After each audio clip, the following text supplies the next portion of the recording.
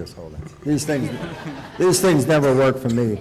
A couple weeks ago, Andy Fisher called me and he said, Will, would you come in and wrap up the conference? You're going to be substituting for Michelle Obama. So Andy, you want to stand up?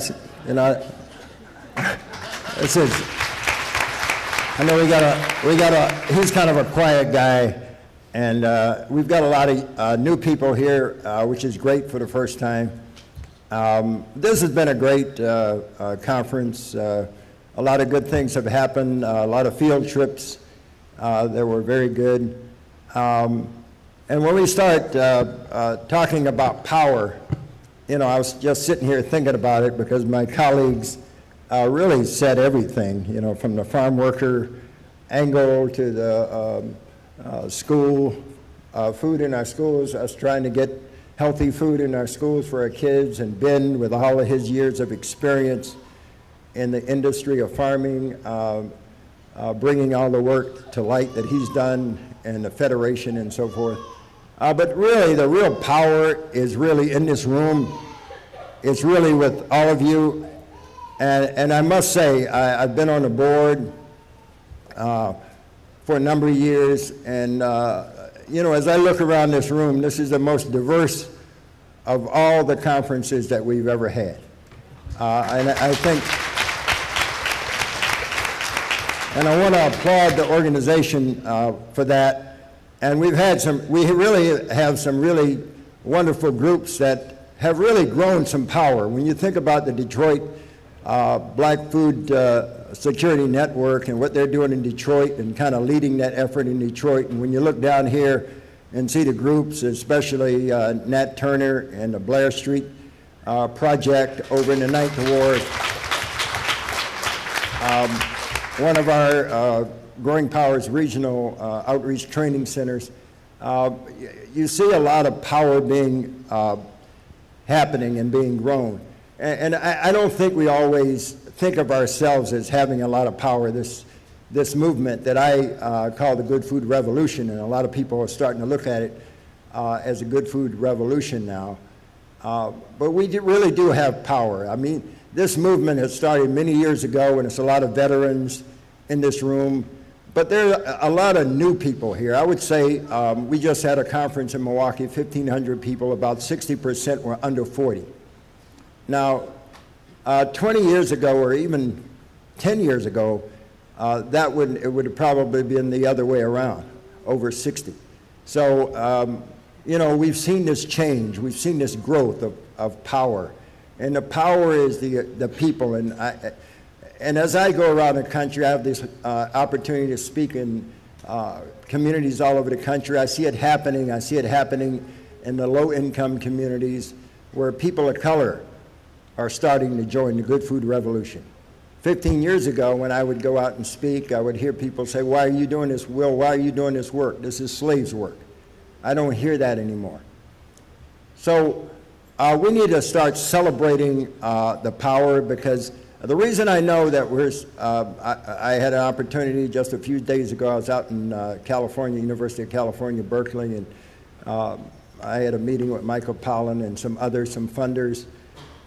There's a new group of funders that actually want to start funding this work, which is good. Some Silicon Valley folks. So we're really gaining a lot of power, and we need to understand that. And one of the reasons that I know it's happening is because, you know, it's like,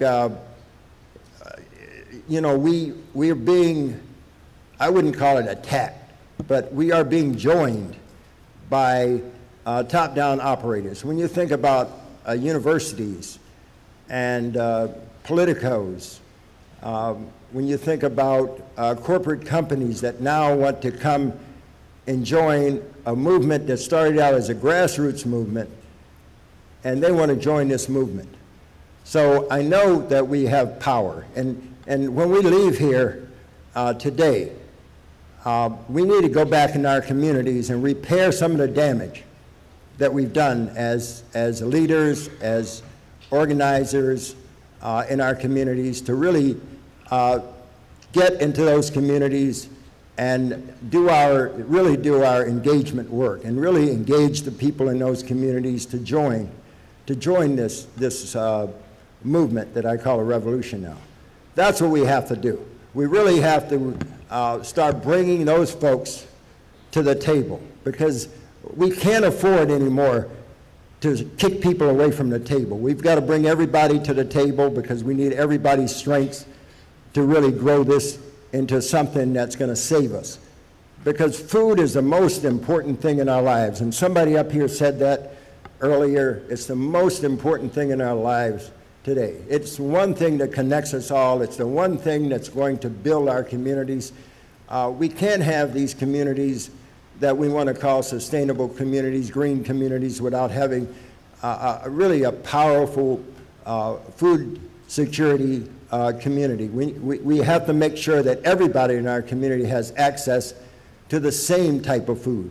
We can't have these categories. If you're wealthy, you can eat this type of food. If you're middle income, you eat this type of food. And if you're low income, you have to go to a door and have a bag of food thrown in your face.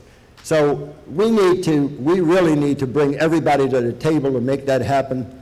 And we need to work together. And when we have these conferences, some of the best stuff that happens is in the hallways.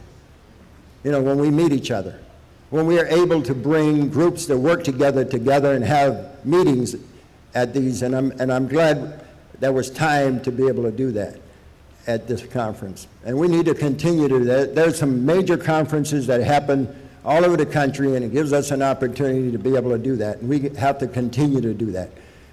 And I met with the First Lady. She was in Milwaukee last week, and I've been fortunate to get to know her.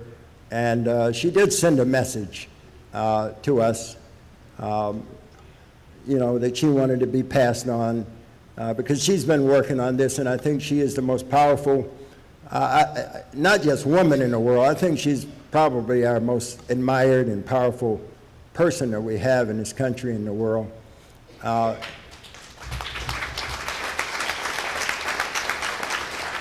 And she really cares about this food issue. She cares about it for her own family, starting with her own family, but for everybody else in the country and everybody else in the world. And we had an opportunity to talk about that a couple of days ago as she was in Milwaukee to support Russ Feingold, who we have to get reelected. We have to get this guy reelected because he's a friend of the work that we do. And one of the things she wants us to do is really go out and get moving. Her campaign is Let's Move to End Childhood Obesity, and that's what we have to do. If we think we've worked hard to date, we need to now go back and work twice as hard. The work is going to get harder as we move forward. You know, so we have to really go back and work. We need to build infrastructure. One of the best policy tools to change policy is to go back and build some real infrastructure in your town and be able to bring our politicos and corporate people and funders to be able to show them a concrete example of our work. We have to become better at publicizing our work, you know, become better public relations people. You know, we kind of work in these quiet little places, but that's what we have to do. We have to go back in our communities and really work hard. So, and we have to move forward. You know, it's not just moving, it's not just staying in the same place, but we must move forward. So my thing is, let's move forward. Let's don't stay where we are, let's don't backslide. Now we have some momentum moving forward. Let's just keep going, because that's what it's gonna take. It's gonna take a lot of hard work. So when we come back here next year, and I understand it may be in California or wherever it's at, or other conferences, let's report about what we've done. You know, let's talk about the movement that we've had from this time to the next time and keep that rolling forward. And let's start working together. Let's use our energy more effectively instead of, you know, maybe criticizing our people that we think are our enemies. Let's save that energy and put it into our work. Because a lot of times we spend all of our energy criticizing.